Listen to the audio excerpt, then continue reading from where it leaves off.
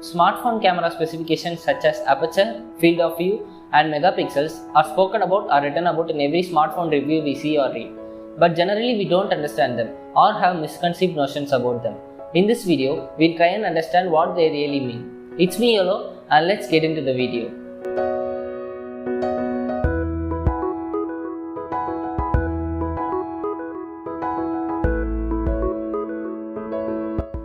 Let's start the video with megapixels. A megapixel means 1 million pixels, which means a 12 megapixel camera can produce an image with 12 million pixels in it. Pixels are the small cubes we see when zooming inside an image. Higher the pixels, better the amount of detail we see when zooming in. But megapixels are not everything. Google Pixel 3a's 12 megapixel camera can produce far better images than most of the 64 megapixel cameras out there, which means the software magic is more important than the megapixels. Fun fact, our eyes are 576 megapixels each. Coming up next is the aperture. If you are a high school science stream student, you probably should be knowing this. Aperture in simple understandable term means a hole.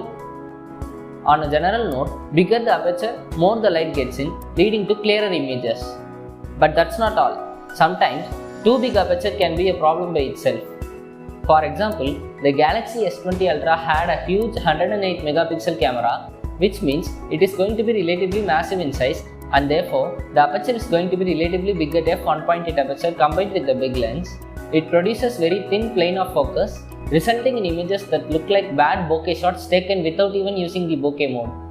And this could also lead to autofocus being jumpy, as it happened on the S20 Ultra. But this can be fixed with good software. Next up is image stabilization tech. A camera shutter has to be opened in order to capture light. While this is happening, the slightest movement in your hand can smear your image. This is especially true when the shutter is open for too long time, such as when shooting in the dark. To handle this, we deploy the image stabilization tech. There are a few variations in image stabilization tech, including the OIS, EIS, and hybrid. OIS is optical image stabilization, where a microelectromechanical system gyroscope is used to detect movement and adjust the camera system accordingly. For example, if you are holding a smartphone and your hand moves slightly to the right, the OIS will pick up on this and will adjust the camera physically slightly to the left. This is a relatively expensive image stabilization tech and is usually used in upper mid-range and flagship segment phones. There is another way of stabilization with software called the electronic image stabilization or EIS. EIS is an attempt to do what the OIS does but without the moving camera hardware.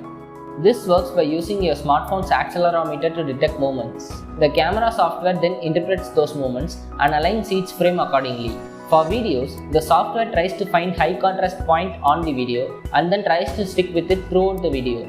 Photos and videos will get cropped around the corner when using EIS. Now that is the negative point with using electronic image stabilization. In cheaper phones, EIS is only used so that manufacturers won't have to produce moving camera parts, thereby reducing production cost. Next up is the hybrid image stabilization that uses both OIS and EIS to produce super steady images. Finally, it's the field of view. We see objects that are inside our field of view, which is 210 degrees in the forward direction. We see all objects present inside that specific arc. Similarly, cameras have a field of view specified in degrees. Higher the field of view, more the amount of area we'll be able to cover within one frame. Now that we have come to the end of this video, I hope you can understand what camera specifications mean when reading them in an article or something. But specifications aren't everything. Software is more important, as I said in the beginning. With that, we'll end this video. It's me Yolo, and see y'all in the next one. Bye bye.